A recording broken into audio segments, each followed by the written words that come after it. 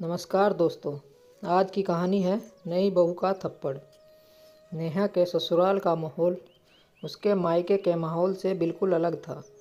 नेहा के मायके में जहाँ सब एक दूसरे को बराबर मान सम्मान देते थे, कोई किसी के लिए किसी भी तरह का अपशब्द का प्रयोग नहीं करता था।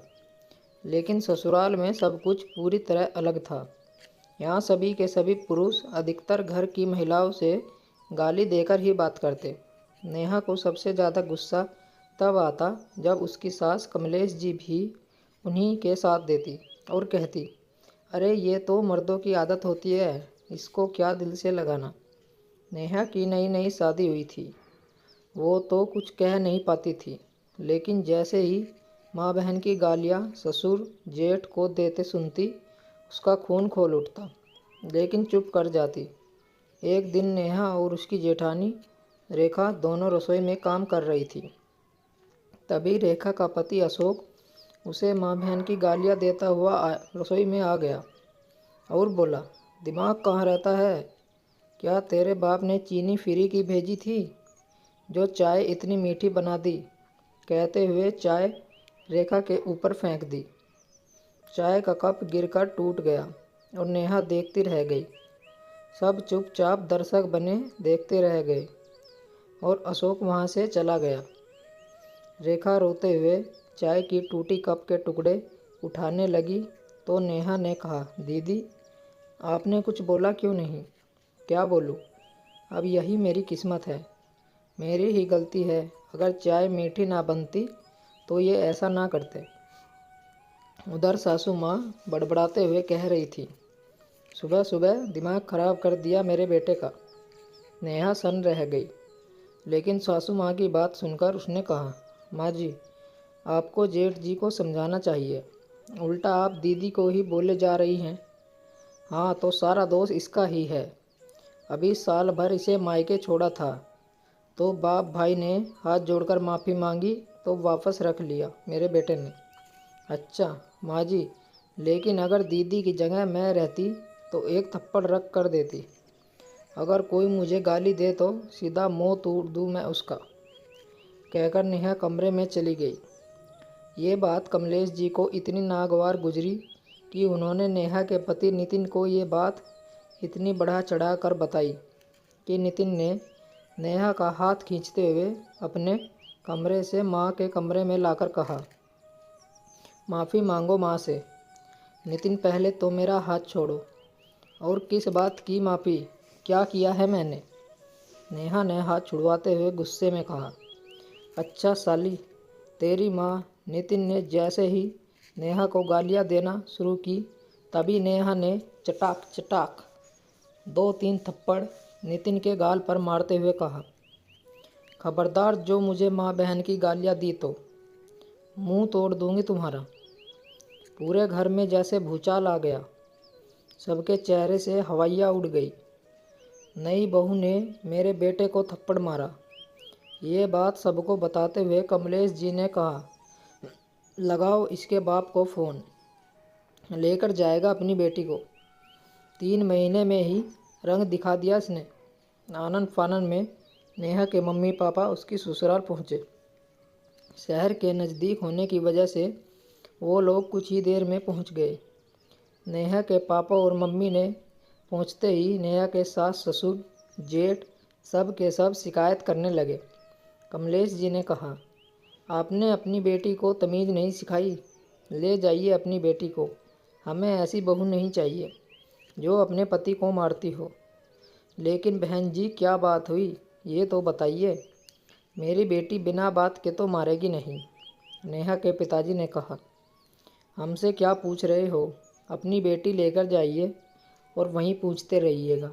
ससुर जी ने कहा, मैं बताती हूँ पापा, नितिन ने मुझे माँ बहन की गाली दी, इसलिए मैंने थप्पड़ मारा। नेहा ने कहा। अपनी बेटी की बात सुनकर नितिन के पास जाकर उन्होंने कहा, दामाद जी देखो तो चेहरा सब तो ठीक ठाक है। समदन जी ने फ़ोन किया तो मैं तो डर गया था, कहीं मेरी बेटी ने तुम्हारे फेस का नक्शा तो नहीं बदल दिया। दरअसल क्या है कि वो कराटे में गोल्ड मेडलिस्ट है, ये मैं आपको बताना भूल गया। समदन जी बहुत अच्छा किया, मेरी बेटी ने इसको थप्पड़ मार के। इसको तो थोड़े और पढ़ने चाहिए थे। आप तो पढ़े लिखे गंवार निकले, जिसको ये नहीं पता माँ बहन को गाली नहीं देते, उन्हें सम्मान देते हैं। अब आप लेक्चर देना बंद कीजिए। इनमें कौन सी नई बात है, मर्दों को तो आदत होती है। कमलेश बहन जी, आप जैसी औरतें ही औरतों के नाम पे कलंक होती है। गाली देना, अपशब्द कहना, ये सब मर्दों की निशानी नहीं, समझिए आप। मैं भी एक मर्द हूँ, तो क्या मैं आपको गाली दूँ? मर्द बनने की बजाय आपने अपने बेटे को संस्कार और औरतों की इज्जत करना सिखाया होता तो अच्छा होता। जब आपके हाथ जोड़ते माफ़ी मांगेंगे तब पता चलेगा। शादीशुदा बेटियां रखना आसान बात नहीं, समाज ताने देगा तब पता चलेगा। जेठ जी ने कहा, मैं खुद ही ऐसे घर में अपनी बेटी को नहीं रहने दूंगा जहाँ ऐसे छोटे विचारों वाले लोग हों। और माफ़ी कौन किससे मांगेगा ये तो आने वाला वक्त ही बताएगा। चलो बेटा यहाँ से। नेहा अपने मम्मी पापा के साथ चली गई। अगले दिन शाम को दरवाजे की डोरबेल बजी तो नेहा ने दरवाज़ा खोला तो देखा उसके ससुराल वाले खड़े थे। नेहा देखकर आश्चर्य में हो गई कि कल तक जिसको अभिमान था आज यहाँ कैसे। तभी नेहा के पापा ने कहा, बेटा अंदर लेकर चलो, मेहमानों का स्वागत दरवाजे पर नहीं करते। आइए अंदर आइए समधी जी, हम बैठने नहीं बल्कि कहने आए हैं, आप केस वापस ले लीजिए। नितिन को जेल में बंद कराकर क्या फ़ायदा होगा। माफ़ कीजिएगा समधी जी, मैं वो पिता नहीं जो बेटी का कन्यादान देकर मजबूर हो जाए। मैंने अपनी बेटी ब्याई थी, आपके यहाँ कोई सौदा नहीं किया था जो आप इसके साथ गाली गलौज और मारपीट करेंगे। मेरी बेटी मेरी ताकत कमज़ोरी नहीं है।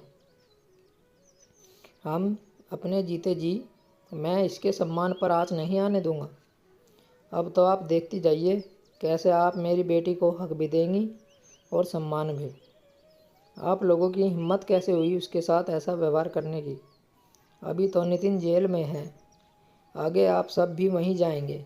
नहीं समधी जी, ऐसी बात मत कहिए, गलती हो गई, माफ़ कर दीजिए। आप कहेंगे तो हम नेहा से भी माफ़ी मांग लेंगे। संबंध तो जोड़ने के लिए बनते हैं, तोड़ने के लिए नहीं, कमलेश जी ने कहा। तो हमने कौन सा तोड़ने की बात की, शुरुआत तो आपने ही की।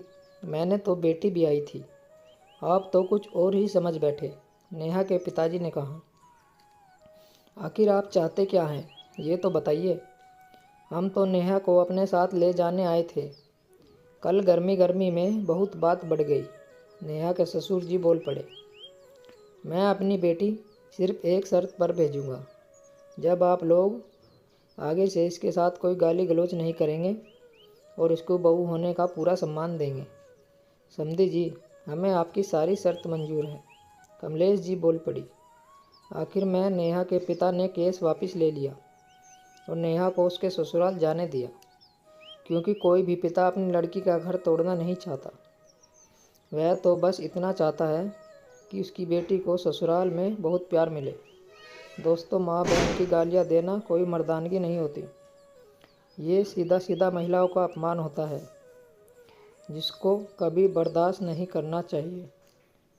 इस कहानी का उद्देश्य किसी की भावना को आहत करना नहीं है। किसी भी प्रकार की गलती के लिए मुझे माफ़ करना।